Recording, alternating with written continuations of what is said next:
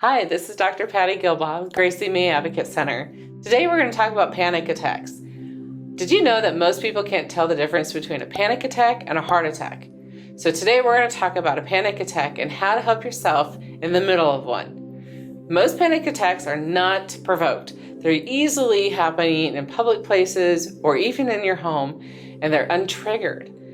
This makes it really hard to manage them because we can't tell when one's going to happen. Most panic attacks stem from having anxiety, but not always. So we're going to talk today about what to do in the middle of a panic attack and then when it's time to get professional help. So in the middle of a panic attack, it's important to note that your brain is depriving itself of oxygen. When most people are having panic attacks, they start to breathe more shallow, and then they start to starve their brain from the oxygen that they need. The result of that is people become more irritable, or they become fatigued, or sometimes they become dizzy.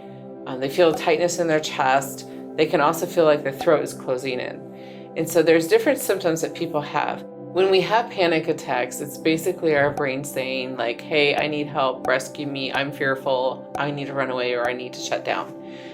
And so when we're talking about panic attacks, we're talking about that extreme level of anxiety. These can last for a few minutes, or they can go on for hours.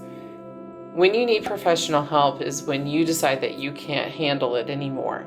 And so you can call for a crisis number, or you can call a therapist and schedule appointments to get treatment for your anxiety and to manage that. So in the middle of a panic attack, the number one strategy and the only strategy is to really breathe.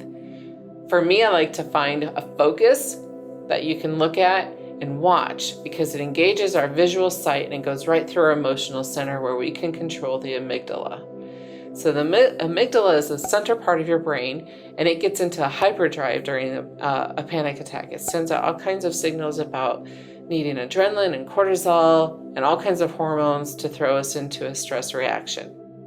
And so when we're talking about how to engage that part of our brain, I'm going to give you a visualization. So my hand, let's pretend, is a brain, and this is my amygdala. It's buried right in the middle of my brain. So when we have a panic attack, the amygdala gets so big we flip our lids.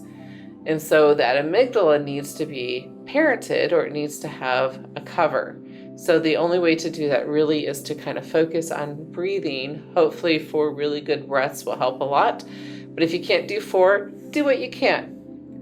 We want to make sure that you can handle having a panic attack, because then people start to panic about having a panic attack, and that just builds up more anxiety over time. If you have a history of anxiety and you have a history of panic attacks, we do recommend that you get therapy services involved.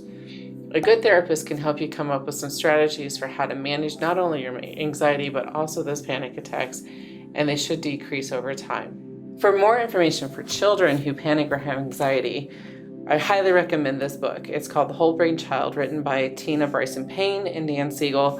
And this book is really helpful because it goes through 12 different strategies to help you manage anxiety. It's relevant for not only children, but also for adults. Even though it's written to parents for their children, it's a really helpful tool, and there's lots of different strategies in here, including how to self-regulate. And the most important thing to remember is that panic attacks are typical. Many people have them, but not very many people want to talk about having them. So don't feel embarrassed. Panic attacks are something that can be controlled, and there is help. Thanks.